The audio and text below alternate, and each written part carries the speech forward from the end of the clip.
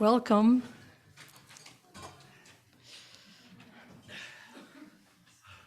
Okay. Welcome to the Sunday service of the Unitarian Universalist Fellowship of Northfield. My name is Mary Dorr, and I've been attending UUFN since 2005, and am grateful for every minute I have been connected here. Well, maybe most minutes. There's been some tough ones, just to be right out there. Okay. Welcome to this morning, to this day, and this opportunity to be together in community, which is a time of joy, comfort, and sometimes challenges. This Unitarian Universalist congregation is a place where we come to learn about being human. We're not here because we've figured out life's questions or because we think we've got it right.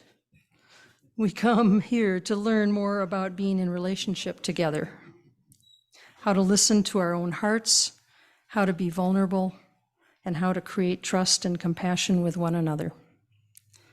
I want to extend a warm welcome to everyone here in the sanctuary and all those gathered online today. If you are a visitor, either in person or online, we are glad you're with us, and we invite you to stay after the service to get acquainted. We welcome your questions, and we look forward to getting to know you. We have a couple of announcements before our service begins. UU Summer Camp for singles, families, couples, and groups of friends. Registration for Camp Unistar in northern Minnesota is now open. Camp Unistar runs weekly programs with themes like singing, photography, yoga, climate justice, friendship, and humor. You can find out more and register at campunistar.org. Next Sunday, Naomi Estestulo and Reverend Diana McLean will be here for the spring equinox. We'll celebrate the spring equinox in an all-ages friendly service. Let us now move into worship, willing to be authentic with each other, honest within ourselves, and open to connection in all its forms. Again, welcome to the Unitarian Universalist Fellowship of Northfield.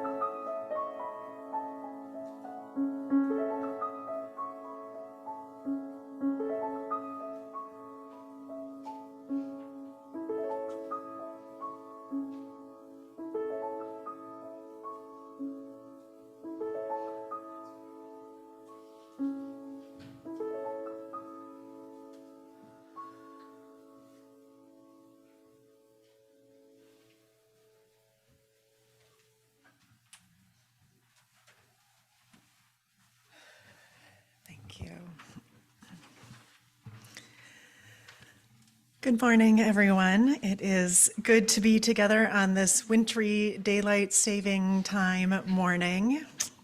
I am the Reverend Sara Smalley, minister of UUFN. I use she, her pronouns. Our opening words today are by the Reverend Gretchen Haley. There is nothing you need to bring with you to be welcome here.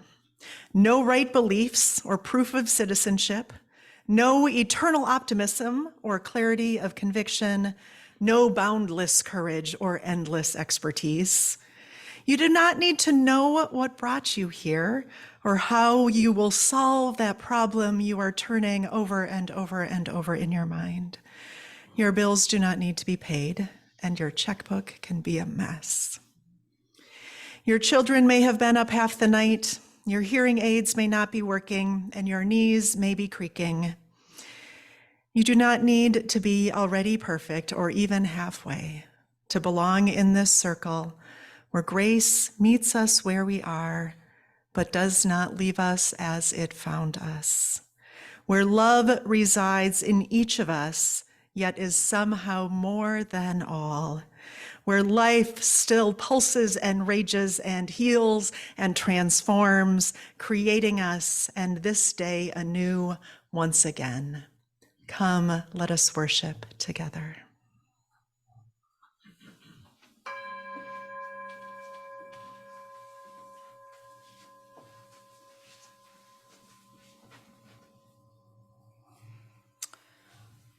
The flaming chalice is the symbol of Unitarian Universalism. Each Sunday, when we gather, we bring this symbol of life together. Its flame illuminates this moment, calling our attention to the path of hope and justice. Please join me in speaking the words in your order of service and on the screens as we light the chalice, the symbol of our faith. Let us open our eyes to see what is beautiful. Let us open our mind to learn what is true. Let us open our hearts to love one another. Please rise in body or spirit for our opening hymn, Woyaya, 1020 in the teal hymnal.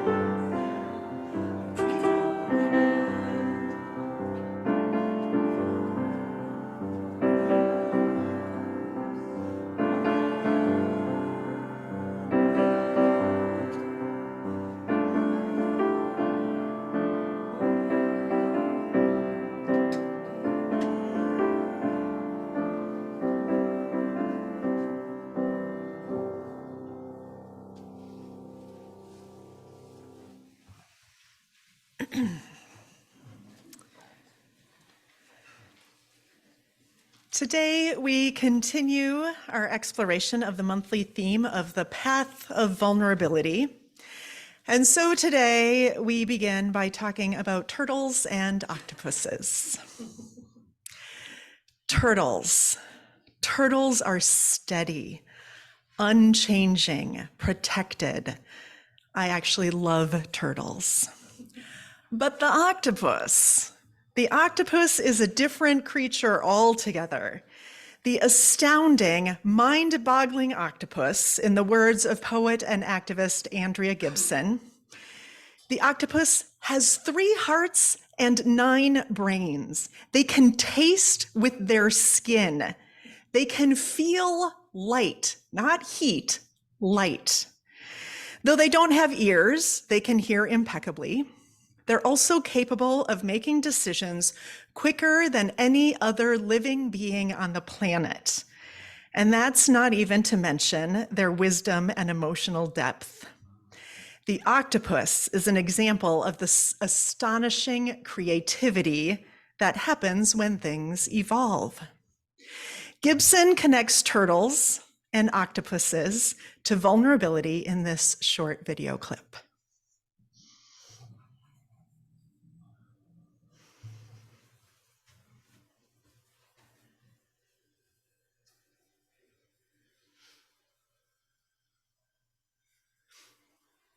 Y'all, I found scientific proof that vulnerability could save the world, and here it is. Any species that has a protective shell evolves very slowly. Turtles, for example, have remained virtually the same since the beginning of turtle time, whereas the octopus, arguably the most evolved species on the planet, evolved at a lightning-quick pace because of its vulnerability. Because it was shellless, soft, and exposed, it was forced to develop superpowers to survive. When we humans are guarded, defensive, closed off, and shut down, we stop growing. But when we are soft, open, and vulnerable, we become stronger, wiser, and more compassionate people daily. There is no endpoint to how awesome we could get as individuals and as a species if we kept our shells off. I trust nothing more than our vulnerability to save this world.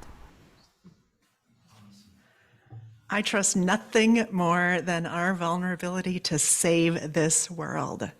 Gibson continues in a written reflection. There are a myriad of ways we are not evolving as a species because of our protective shells. Many of us are guarded, closed, shut down, but it's impossible to learn while in a state of defensiveness.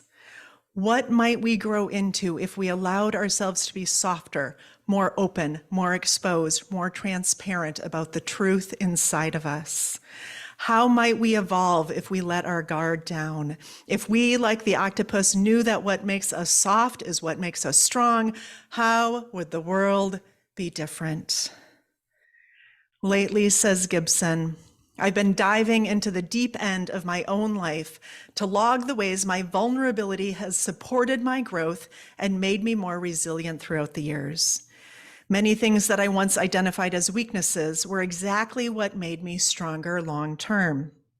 For example, illness absolutely increased my capacity for compassion. It also increased my capacity for joy as I stopped allowing myself to take the precious minutes of my life for granted. Likewise, losing my hair to chemo, something that very often makes me feel vulnerable, catapults me into a more authentic experience of genuine self-love. Anxiety and panic attacks forced me to educate myself about the roots of my fear. Getting to know the why of my terror allowed the fear to relax and ultimately helped me engage the world with more loving energy. And what more might we want from our lives than this, than more love? The path of vulnerability leads to more love. Social researcher and best-selling author Brené Brown, you knew I was going to quote her today, has become famous for her work around vulnerability. From her research and studies, she has identified vulnerability as the key to finding what we want most out of life. Vulnerability, she tells us, is the birthplace of love, belonging, courage, empathy, and creativity. It is the source of hope, empathy, accountability, and authenticity. I want to be clear as we are engaging in this conversation about vulnerability that I am speaking of healthy vulnerability here. Forced vulnerability, vulnerability that is exploited, vulnerability without boundaries are destructive to self and others. Even an octopus sometimes hides behind a shell for protection when needed. As Zen Buddhist Roshi Joan Halifax teaches, strong back, soft front, she explains. All too often, our so-called strength comes from fear, not love. And instead of having a strong back, many of us have a defended front, shielding a weak spine. In other words, we walk around brittle and defensive, trying to conceal our lack of confidence. If we strengthen our backs, metaphorically speaking, and develop a spine that's flexible but sturdy, then we can risk having a front that is soft and open, representing choiceless compassion. The place in your body where these two meet, strong back and soft front, is the brave, tender ground in which to root our caring deeply. In the same way, because our theme today is saying yes, that does not mean we don't get to say no. In fact, we often have to say no to a myriad of things in order to say yes to the one thing that matters most. The holy no precedes the sacred yes. What might we grow into if we allowed ourselves to be softer, more open, more exposed, more transparent about the truth inside of us?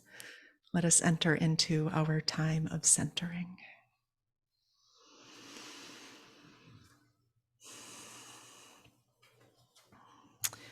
With the path of vulnerability, the path of love open before you, allow yourself an unhurried, unclenched breath. Soften your gaze or close your eyes, relax your shoulders, and find ease in this moment.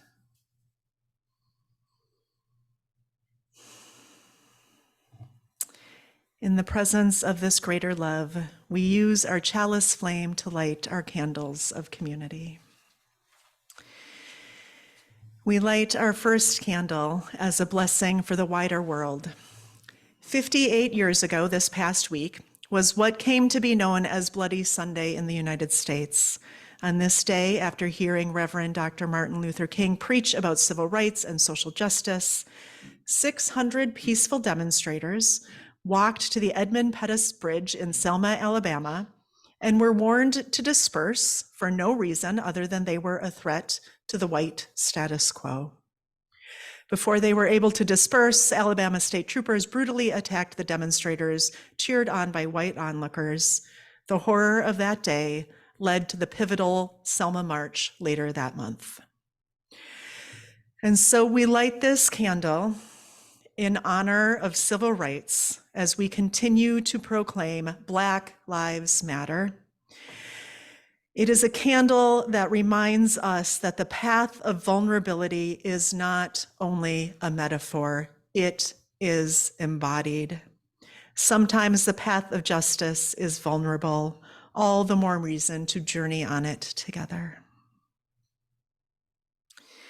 We know too that the details of our daily lives are sacred and important. We now light a candle for the simple joys that are sustaining us.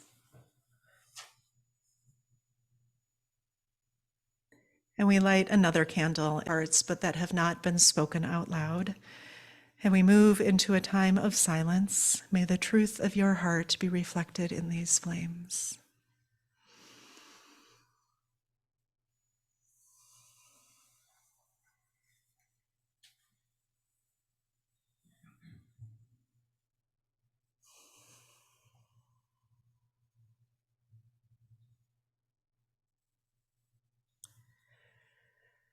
Spirit of life, ever adapting and renewing, we come together this morning with yearnings that do not match. We yearn for stability, for even one moment of feeling like we know what is going on, for the ability to predict and prepare for what is coming next. Yet we also yearn for change. We ache for a world that turns aside from racism, violence, dehumanization, and disregard for suffering. We reach for connections that will remind us that we are worthy exactly as we are. And we reach for connections that will help us to become our best selves. Hold us in the heart of both and cradle us in the mystery. Cherish us in the eternal presence of love and encourage us on the path of growth and development. As individuals and as people, help us to become who we are called to be. Lead us to open pathways to deeper wisdom through reconciliation, self-respect, and mutual respect. Source of wonder, move us to express and live in gratitude for the beauty of this world, the loving people in our lives, and this day of possibility. May it be so, and amen.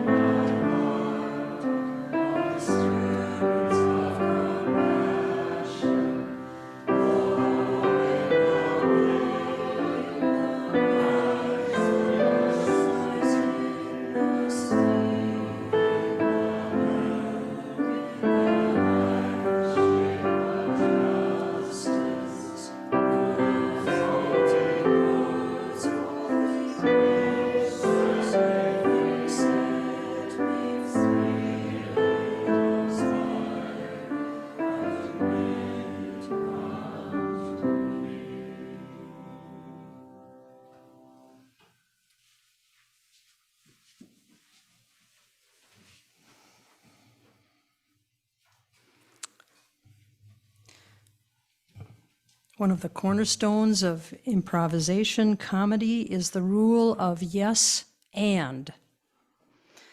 This rule means instead of saying no and stopping the scene right there, the performer says to their improv partner, yes, and. For example, if one person says, let's go to the beach, and the other person says, no, that's not a very entertaining scene to watch. But if they respond with, yes, and let's wear our dinosaur costumes again, the scene is going to be much more interesting. Our reading today explains how this idea of yes and is relevant not only in improv, but in life. This is by Patricia Ryan Madsen from her book Improv Wisdom. Don't prepare, just show up, in the chapter Say Yes. It's slightly adapted for clarity. Saying yes prevents you from committing a cardinal sin, blocking. Blocking comes in many forms. It is a way of trying to control the situation instead of accepting it. We block when we say no, when we have a better idea, when we change the subject, when we correct the speaker, when we fail to listen, or when we simply ignore the situation. The critic in us wakes up and runs the show. Saying no is the most common way we attempt to control the future. For many of us, the habit is so ingrained that we don't notice we're doing it. We are not only experienced at blocking others, we commonly block ourselves by telling ourselves things like, I'm not good at painting, so why bother? Whatever made me think I could do art? Blocking is often cleverly disguised as the critical or academic perspective. Finding fault is its hallmark. A sophisticated critic may even appear to be agreeing by offering the yes, but response. But that is also a form of blocking. As we practice the affirmative yes and response to life, positive things can happen. Kathleen Norris in Amazing Grace points out the connection between the impulse to say yes and our capacity for faith. To say yes is to risk oneself. To say yes is to make a leap of faith.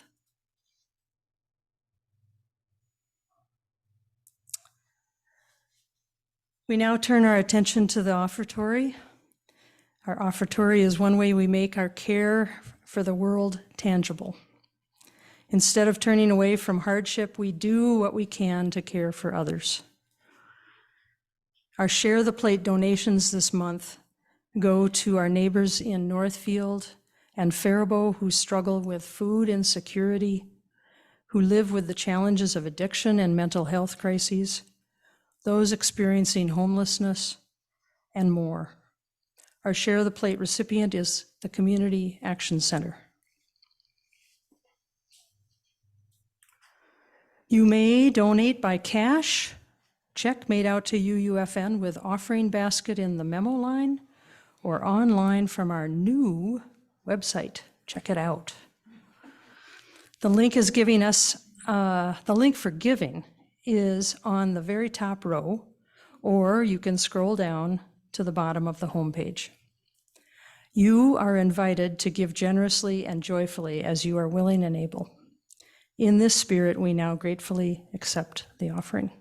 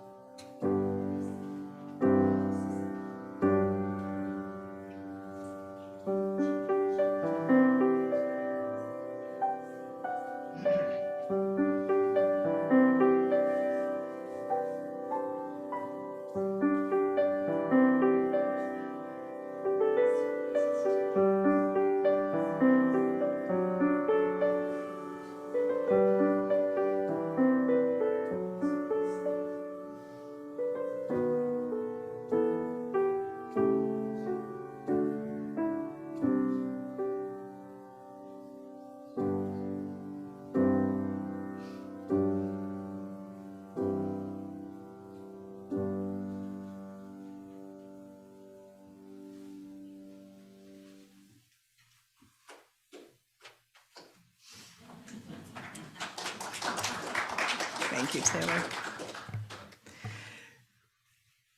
Saying yes prevents you from committing a cardinal sin, blocking. Blocking comes in many forms. It is a way of trying to control the situation instead of accepting it. Saying no is the most common way we attempt to control the future. See also 40 years of me saying no to the call to ministry as a way for me to try to control my future instead of living it. When I said I loved turtles earlier, I meant it. In the mid-1990s, when I first became a Unitarian Universalist after being raised Catholic, I joined a UU young adult group for people in their 20s and early 30s. We did a multi-session class based on the UU curriculum, Finding Your Spiritual Home. The metaphor for that class was a turtle. The idea that we carry our home with us. Amid the changes of life in general, and especially the ever-changing sense of home in one's 20s, be like a turtle. You have all you need as you move through this world. At the last session of the class, we were each gifted one of these little, look at how adorable it is, these little ceramic turtles, which has been displayed in my home ever since then. It now resides on the bookshelf by my desk in my home office, a reminder of the wisdom of the turtle. We have all we need with us. But there came a time in my life when I outgrew my shell. Life was calling me to be like an octopus, vulnerable, living like I had 3 hearts and could feel light. I had always wanted to be a minister, and for a long time, I never thought I could. When I was in middle school, I taught kindergarten Sunday school classes in the Catholic Church of my youth. When I was in 10th grade, I did a reading during worship for that year's confirmation service. I was shy. I was an awkward kid who could not figure out the norms of high school. I hated being the center of attention and always felt like an outsider. But I could do a reading while getting confirmed, even if my hands were shaky and my voice shook. That was the point of religious community welcoming me. By the time I was a senior in high school, I was co-leading the youth group in that church of 10,000 members, planning retreats, mission trips, and ice cream socials quarterly. I have always been drawn to this power of religious community. The magic that happens when we set aside time and energy to intentionally build relationships with self, other, and something transcendent. The healing that happens when grief shared is grief softened. The sense of belonging we feel when we know we're connected to something beyond ourselves. I have always been drawn to religious community because of the transformation that happens when we show up and we're reminded week after week of the power of courageous love and the truth that when we add our brave together, we change the world.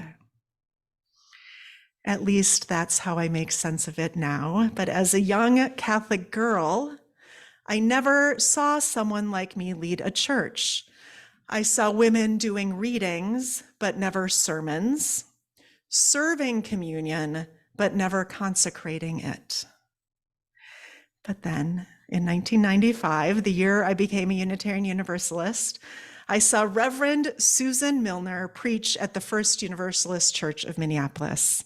I cried seeing a woman in the pulpit for the first time, wearing a skirt and lipstick and preaching her truth. But I never thought that could be me. I talked a lot about becoming a minister in those days after seeing Reverend Milner preach. I remember a UU minister friend of mine saying, "Sara, why don't you just go to seminary already?" And I said, no. I mean, everyone talks all the time, constantly for years about becoming a minister, right? Like, it's a cool, interesting job. I'm sure a lot of people think about it. And she said, "Sara, no one talks about becoming a minister as much as you do. Go to seminary." But I kept committing the cardinal sin of improv blocking. I was blocking life. I was blocking self. I was blocking an entire future. I was blocking the sacred yes the universe was asking of me. That turtle shell that was so important as a new UU was protecting me, and that shell was blocking my growth. But the call to ministry wouldn't let me go, and so I continued to talk about going to seminary for 2 decades, almost 2 decades. There were many reasons I didn't answer the call to ministry then. First, of course, the years of socialization that led to deeply internalized misogyny after being told over and over as a young Catholic that I couldn't be a religious leader because as a girl, I didn't project the image of God. My very being was unworthy. The practical knowledge that being a mom and a minister would always mean struggling with work-life balance. And also, if I'm honest, fear. ministry, like anything any of us do that shows our true selves, is vulnerable. It was easier to say no than risk putting myself out there into the world. Your life is a compilation of all the things you say yes to, says Vanessa Santana. Your life is a compilation of all the things you say yes to. And I was saying yes to safety and stagnation, yes to who I was socialized to be, not yes to who life was calling me to be.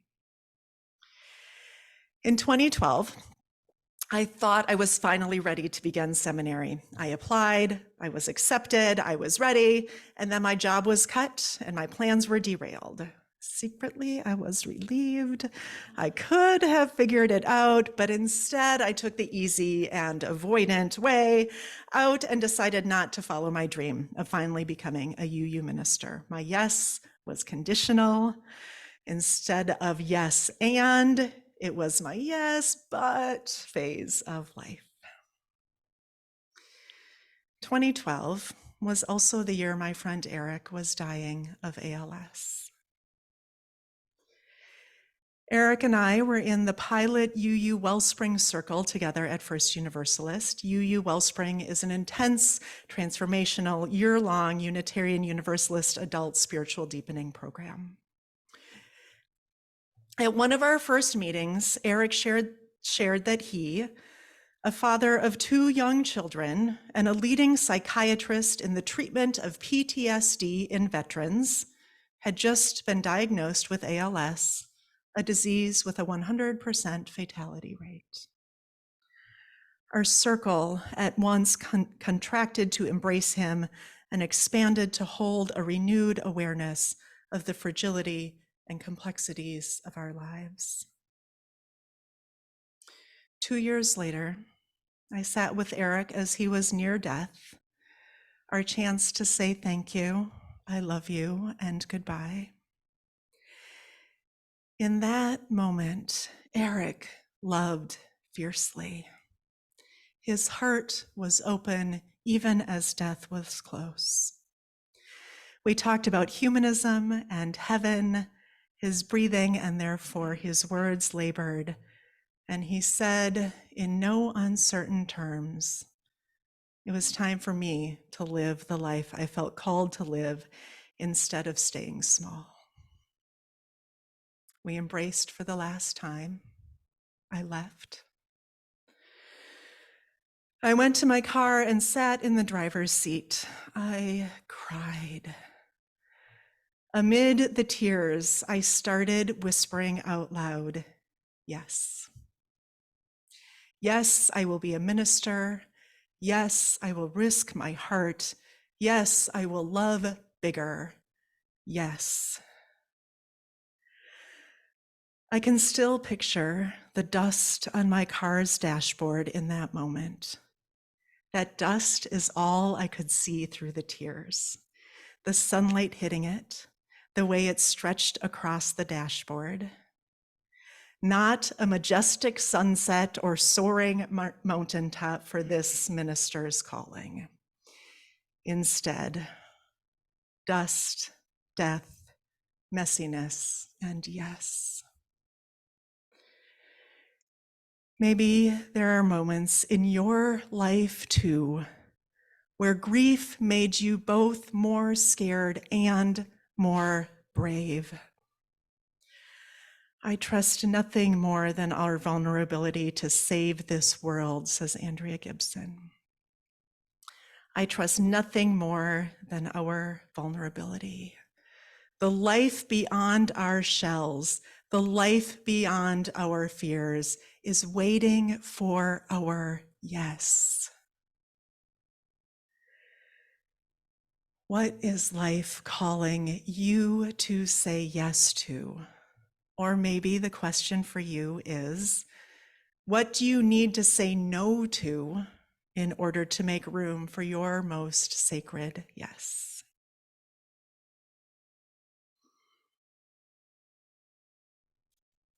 Last Sunday, I tried to model vulnerability during our question box service, when I took your questions and answered them in real time instead of finally crafting the answers. Today, we are going to do a very abbreviated reverse question box where I ask you questions and you share with those around you. Now, before half of you get excited and the other half try to figure out if you can sneak out the back right now, let me explain.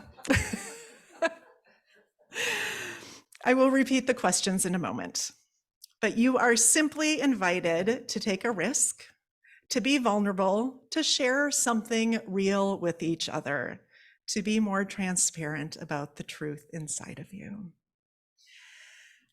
However, I don't want this to be forced vulnerability, so please share at whatever level you feel comfortable. You get to decide. For those in the sanctuary, you will, in a moment, and again, I'll say the questions here again. So in a moment, gather in groups of 3 or 4, making sure everyone is included. For those on Zoom, you will be able to unmute and share with one another without being heard in the sanctuary or recorded. So we will pause our recording so people on Zoom will not be recorded for this part of the service. For everyone, if you run out of time for a full conversation, you can, of course, continue these conversations after the service during coffee hour. But please do pay attention to how long you are speaking. So, the reverse question box questions from me. What has or is life calling you to say yes to? What is life calling you to say yes to? Maybe it's a big leap of faith you have been contemplating for a while, or maybe it's something much smaller, a hard conversation you need to have, or something new and fun you want to try. And or, what do you need to say no to in order to be able to say a true yes? I also think these questions aren't only relevant for us as individuals, but as a congregation. What are we called to say yes to as a community? Maybe that's the question you want to answer. I will ring the bell quietly when time is almost up, and then louder when it is time to regather. You may begin. Thank you all for practicing vulnerability instead of just thinking about it. This is not an intellectual exercise. Holding the sacredness of the stories that you shared and that you heard from others, we join our voices together now in a communal affirmation, a communal yes. Please rise in body or spirit for our hymn, number 6, Just as Long as I Have Breath.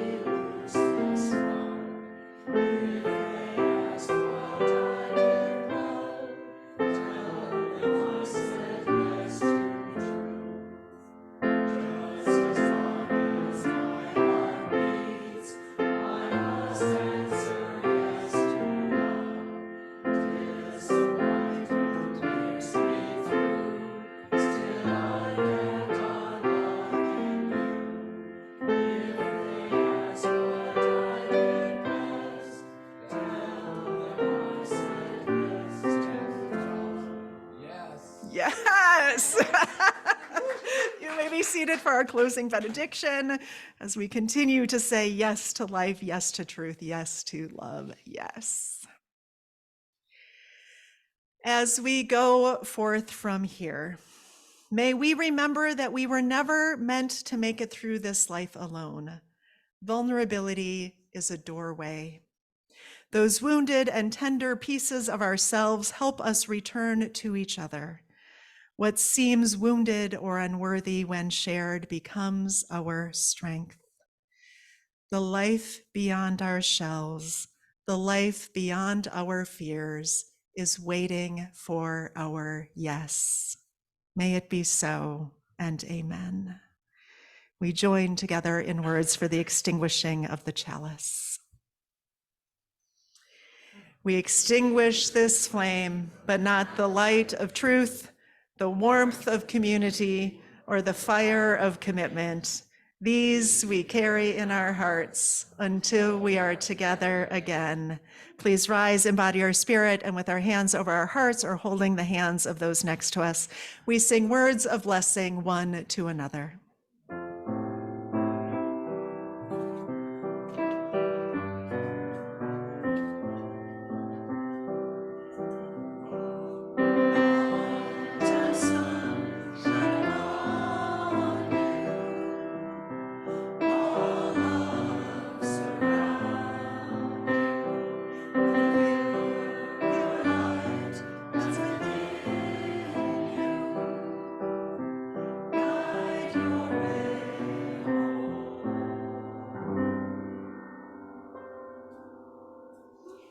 Go in peace. Amen.